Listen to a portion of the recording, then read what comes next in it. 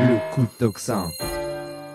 Bonjour Thomas Séraphine. Bonjour Clémence. Et merci beaucoup d'être avec nous. Aujourd'hui, vous nous parlez évidemment de la fête des pères. Et oui, qui aura lieu dimanche. Donc vous avez eu la vôtre, eh bien à notre tour maintenant oui. Clémence.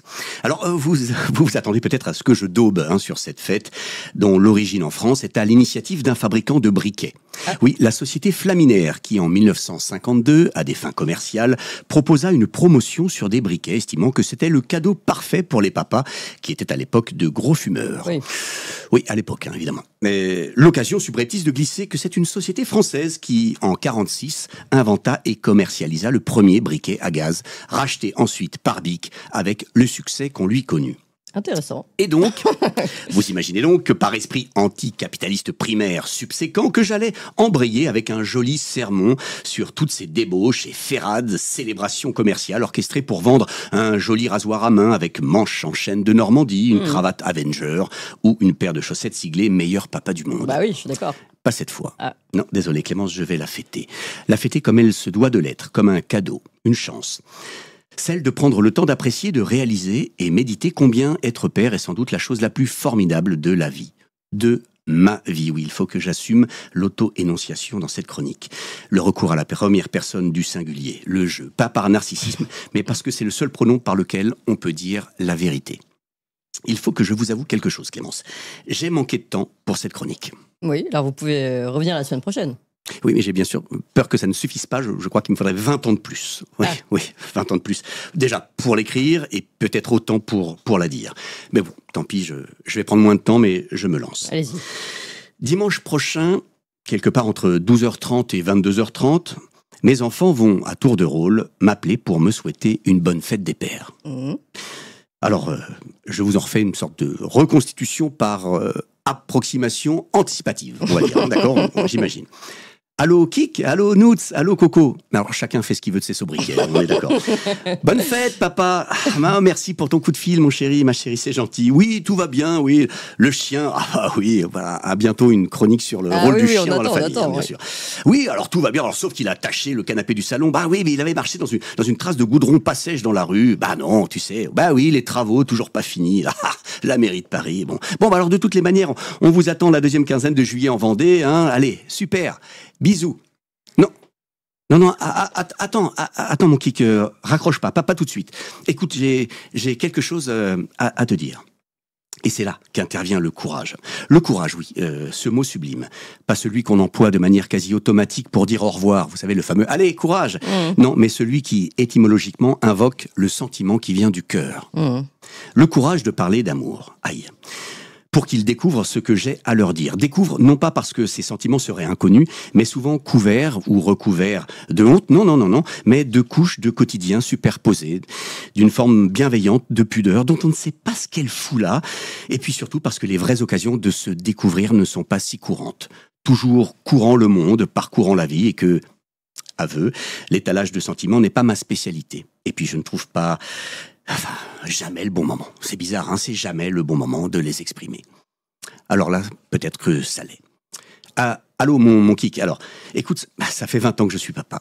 Oui, ça commence à faire, hein, le dur métier d'être père, après celui de vivre.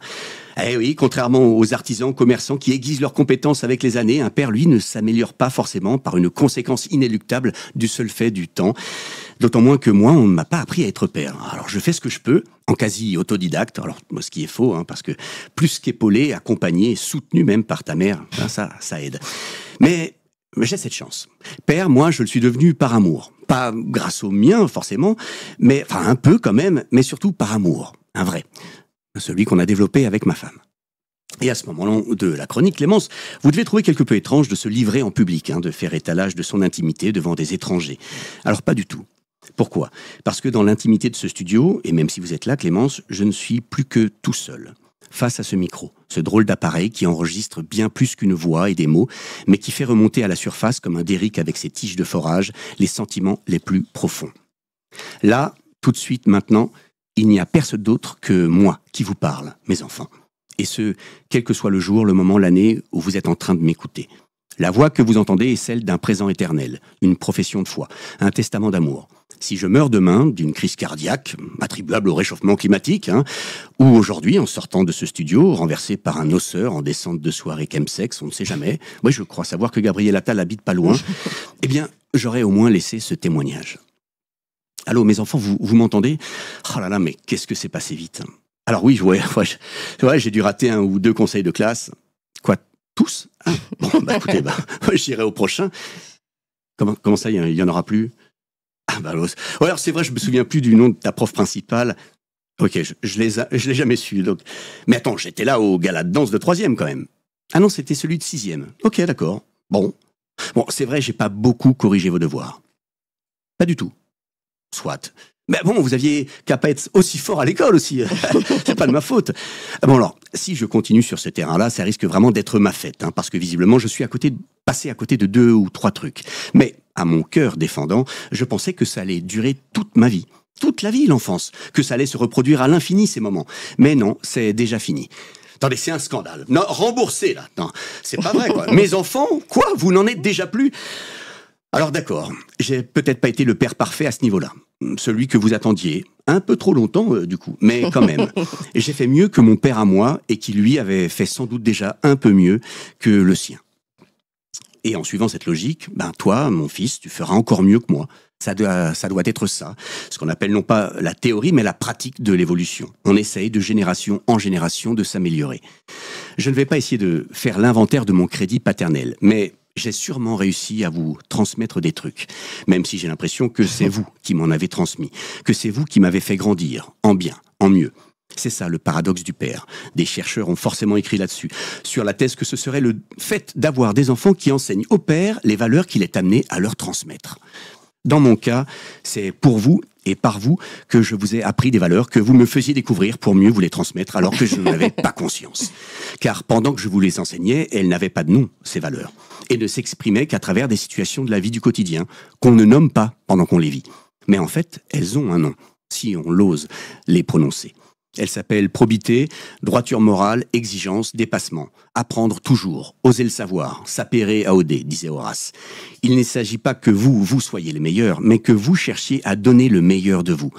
Sans pingrerie, sans économie, marchez jusqu'au bout, ferme et droit sur la route qui mène à la vertu, passant par le devoir. Gardez le front haut au jour de détresse, portez sans faiblir l'âme grande en tout lieu. Merci Camus. Tout dépenser avant de partir et mourir épuisé. Soyez beaux, mes enfants, parce que le mauvais goût mène au crime, merci Stendhal, et que le beau c'est la forme. Preuve étrange et inattendue que la forme c'est le fond. Confondre forme avec surface est absurde. La forme est essentielle et absolue. Elle vient des entrailles même de l'idée. Elle est le beau. Et tout ce qui est beau manifeste le vrai. Merci Hugo. Gardez toujours assez de musique en vous pour faire danser votre vie. Merci Céline. Malgré les tempêtes et les naufrages. Parce qu'il faut vous l'avouer, c'est quelquefois vaillance que vivre. Merci Montaigne. Vrai et beau, vous l'êtes déjà, mes chéris. Quelle fierté. Qui n'en est pas une d'ailleurs, mal employée ou mal comprise, il ne s'agit pas d'une manifestation d'arrogance, mais d'un sentiment élevé de dignité et d'honneur. Moi, je peux le dire avec certitude que j'ai réussi ma vie. Je suis riche, très riche, multimillionnaire. Oh, pas grâce à une carrière, une maison ou des trophées de golf sur une cheminée, que je n'ai pas d'ailleurs. Les trophées, j'ai la cheminée. Parce que vous m'avez tout donné. Vous avez réussi ma vie et vous avez donné du sens à tout le reste. Il suffit que je vous regarde pour conclure que vous êtes ce que j'ai fait de mieux. Alors aujourd'hui, à ce micro dans ce studio, je veux vous le dire, de toute ma force, de tout mon rire, de toutes mes maladresses, de toutes mes larmes de joie chaude, de celles qui vous enveloppent et vous inondent de bonheur et qui empêchent de lire une chronique finissante. Vous le dire sans que vous ayez besoin de m'appeler dimanche ou un autre, je vous aime.